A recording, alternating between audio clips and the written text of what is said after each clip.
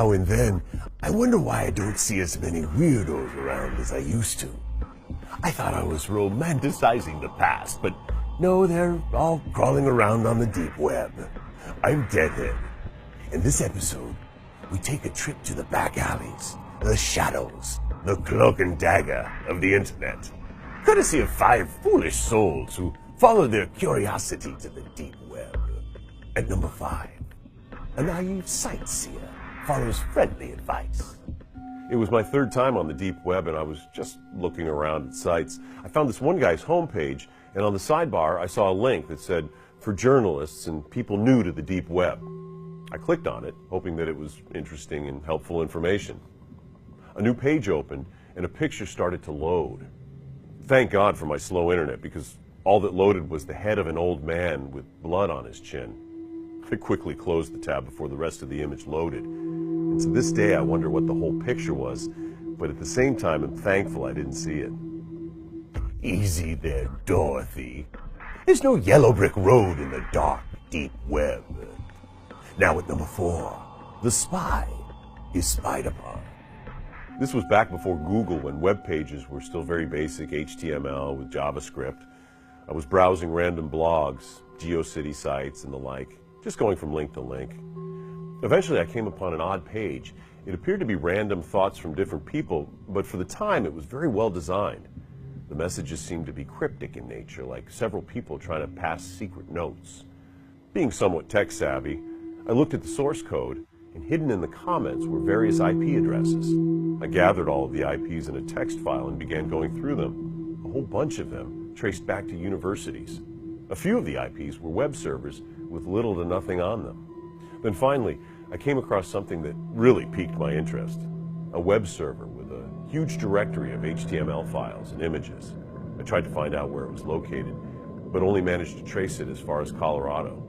The HTML files appeared to be records a psychologist or similar mental health professional would keep. The images were of faxes, apparently of both military and medical nature. As I browsed through the files, I noticed at the top there was a new HTML file named something like 1-hello there.html. The timestamp was from that minute. I cautiously opened it, and in plain text was the message, "We see you." I was stunned.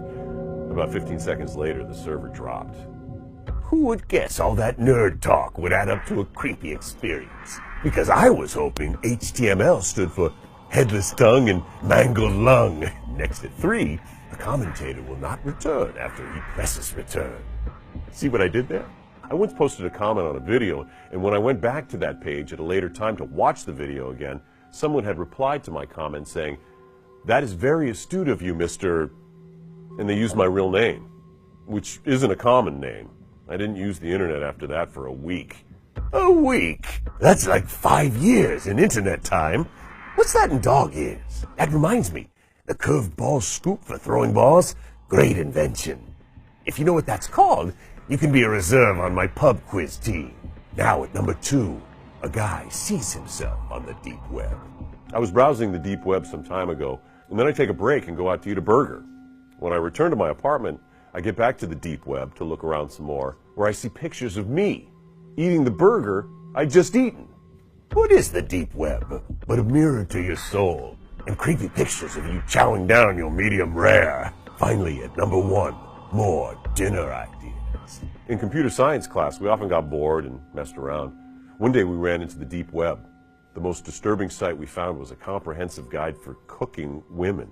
We're not talking about a short joke here. This page had information on what body types to use for specific cuts, how to prepare these cuts, and how to cook the girl so she lives as long as possible. It horrifies me that people way worse than the freaks on Criminal Minds exist out there. Ooh, that's an 11 on the creepy Richter scale. Come on, guys. How many times do I have to remind you? You take your girl out. You don't get her to go. You want to have a happy meal with her, not have her as a happy meal. Well, that's it, guys. What's the lesson here? Creepy stuff on the web? Which you know already. Creepier stuff on the dark web. This is why there's no Nancy Drew in the dark web. I know, I pitched the idea. That was a mistake.